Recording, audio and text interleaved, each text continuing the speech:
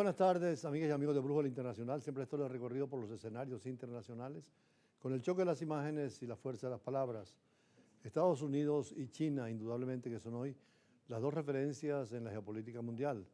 Rusia vivió su etapa de superpotencia compartiendo con los Estados Unidos, pero en los últimos tiempos vemos cómo la tecnología, el desarrollo económico y el militar de China se impone. Recientemente la reunión de los países en el BRICS y sobre todo en el Asia se ha dado cuenta de la fuerza que tiene el mundo asiático en la economía y en las relaciones internacionales, sobre todo con el modelo de China de la ruta de la seda que llega a cualquier país del mundo y con un sentido pragmático. Por eso decíamos siempre que difícilmente se vislumbra un conflicto armado entre China y Estados Unidos, a pesar de la situación tensa en Taiwán que China reivindica como propia y que quiere que ocurra lo que pasó con Macao, con Hong Kong, uno en manos de Inglaterra y el otro en manos de Portugal, que volvieron al refugio nuevamente de China en su territorialidad, y así aspira con Taiwán. Difícil porque es una de las situaciones tensas con Occidente. Sin embargo, tanto el presidente Trump como Xi Jinping están en la línea de negociar en materia económica, pero también en la convivencia dentro de un orden mundial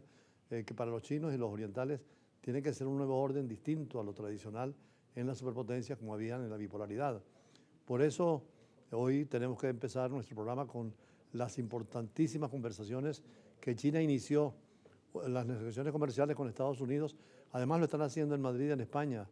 Esto lo hemos visto en los medios estatales chinos y el gobierno español, quien por otra parte ha deseado que se llegue a feliz término, porque Europa prefiere también que no sigan los conflictos ni en el Medio Oriente ni en el Extremo Oriente.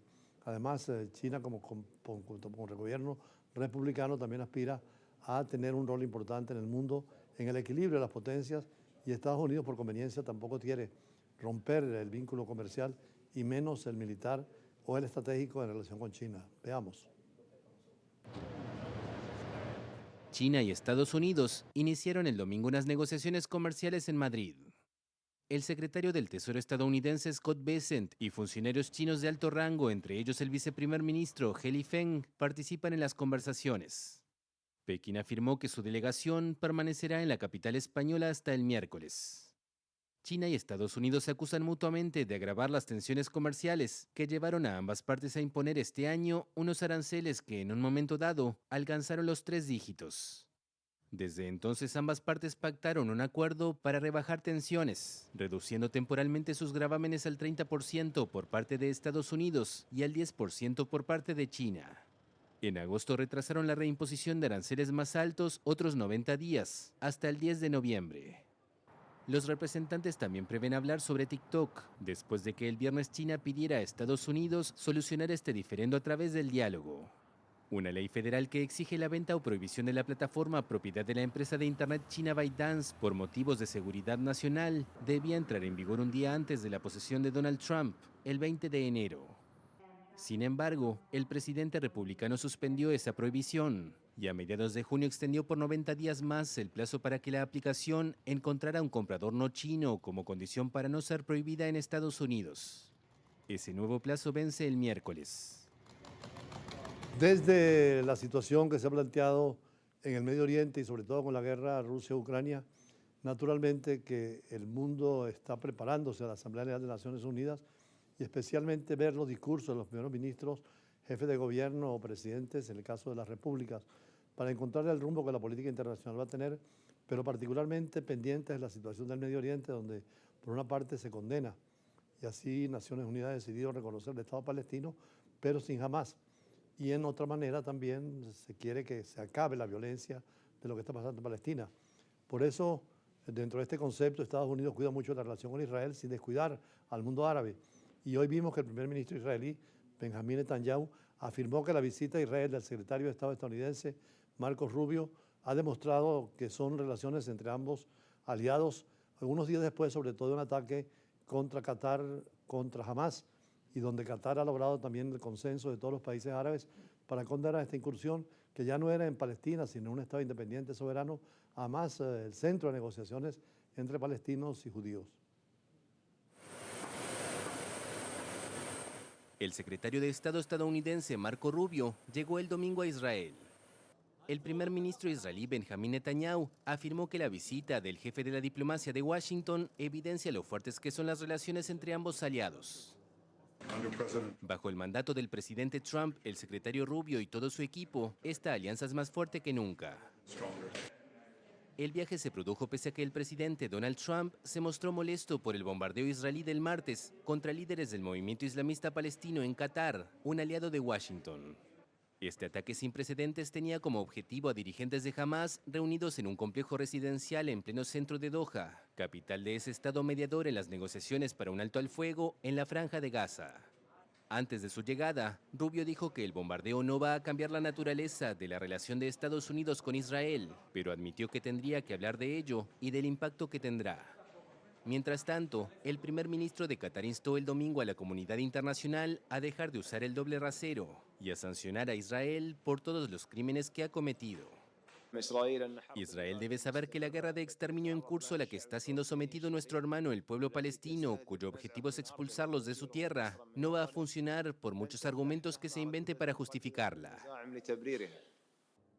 Desde que empezó la guerra en Gaza el 7 de octubre de 2023, Israel diezmó a los líderes de Hamás y juró destruirlo y expulsarlo del territorio palestino, gobernado por los islamistas desde 2007. En la Franja de Gaza, azotada por la hambruna y devastada por casi 2 años de guerra, el ejército israelí continúa su ofensiva en la ciudad de Gaza, a la que presenta como uno de los últimos bastiones de Hamás y sobre la que quiere tomar el control.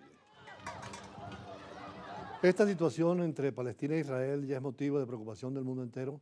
Naciones Unidas ha reconocido ya por mayoría al nuevo Estado de Israel con la condición que no esté jamás al nuevo Estado palestino y sobre todo en diálogo permanente con la seguridad que tenga Israel en el futuro frente a Palestina.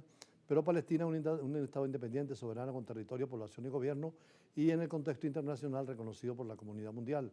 Esa votación inclusive fue impulsada sobre todo por árabes y europeos. Es importante ese diálogo necesario para terminar un conflicto que a nadie conviene y que tiene repercusiones en todas partes, especialmente en el caso nuestro y en los países petroleros, y también porque las poblaciones en América Latina, judíos y árabes, viven en permanente diálogo y en comercio se entienden perfectamente bien. Por eso hoy, en el editorial, profundizamos un poco más sobre estos temas de las situaciones en el Medio Oriente, pero también del reconocimiento de las Naciones Unidas.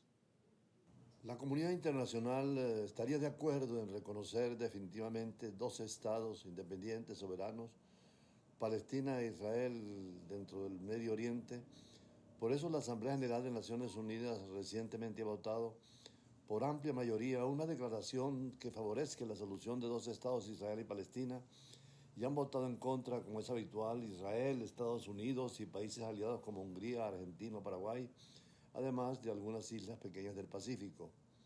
Son 142 estados que han declarado de reconocer a Israel y a Palestina, 10 se han opuesto y ha habido 12 abstenciones. El apoyo a la declaración vino de potencias como Reino Unido, Francia, Canadá, Australia, que en los últimos meses han variado su posición tradicional y se han declarado listos para reconocer al Estado de Palestina, siempre junto al Estado de Israel en la defensa del Estado palestino y en la defensa del Estado de Israel. Dentro de la Unión Europea existe discrepancia entre los estados. Hungría, por ejemplo, votó en contra, la República Checa se abstuvo y otros aliados y amigos tradicionales de Israel como Alemania u Holanda votaron en esta ocasión a favor para buscar fin y solucionar el conflicto en el Medio Oriente. Las votaciones de la Asamblea General pues, no tienen carácter vinculante, por lo cual su significado es simbólico pero muy importante, porque sirven para medir el apoyo de ciertas causas. Así, el apoyo a un Estado palestino es cada vez mayoritario. Entre los Estados miembros y a Estados Unidos le cuesta cada vez más lograr apoyo a su postura radicalmente contraria. Mientras tanto, el presidente de Estados Unidos, Donald Trump, ha señalado que Qatar es un gran aliado de Estados Unidos y pide a Israel que sea muy cuidadoso con sus actos. Doha es uno de los mediadores para el conflicto en la Franja de Gaza. Allí en Qatar está la mayor base militar de Estados Unidos en el Medio Oriente. Recordemos que el bombardeo de Israel mató a 5 miembros del grupo palestino en Qatar y a un agente de ese país y fue ejecutado contra la delegación de Hamás cuando estaba reunida para abordar la última propuesta de alto fuego entre la Franja de Gaza formulada por Trump, un hecho que fue titulado de terrorismo de Estado por parte del primer ministro de Qatar, Mohammed bin Abdulrahman Al Thani. Doha es uno de los mediadores para el conflicto de la Franja de Gaza y sigue manifestando el interés en una solución definitiva. Por eso el Emirato de Qatar hizo una cumbre regional de países árabes e islámicos para abordar los bombardeos ejecutados por el ejército de Israel contra una delegación del movimiento de resistencia islámica Hamas en la capital del país, Doha, bombardeo defendido por Israel y condenado con dureza por Qatar, con la interrogante de la actitud de los Estados Unidos. Mientras tanto, en el Medio Oriente, la Global Samud Flotilla inicia la última etapa de su histórica travesía hacia las costas de Franja de Gaza, con varios barcos desde Italia, Túnez y Grecia. 18 barcos zarparon de Catania, Italia, y la flota pronto converge en aguas internacionales para continuar un viaje hacia Gaza. De este modo, ha explicado que 2 ataques de drones contra los buques atacados en Túnez, obstáculos logísticos y escasez de combustible retrasaron la partida de la flotilla, que está siendo observada por la comunidad internacional. Y en España vimos que no pudo llegar la vuelta ciclística a la meta por las protestas contra la presencia de ciclistas de Israel. El director Javier Guillén lamentó y condenó lo ocurrido en la última etapa de la vuelta. Las imágenes hablan por sí solas, decía. Es inaceptable lo que ocurrió, especialmente en el circuito. No se saca nada bueno de lo que ocurrió y lamenta la imagen que se dio, que no podía repetirse. Podíamos haber, dice Guillén, haber convivido manifestaciones y deporte. Ahora esperan qué podría pasar en la próxima reunión cuando hay la Vuelta a Francia del 2026, que va a arrancar en Barcelona y que va a tener su tour. Es obvio que a partir de esta vuelta las entidades internacionales van a tener la toma de decisiones y el ciclismo va a tener que trabajar con ellas, reconsiderando la situación política, económica y social de cada país.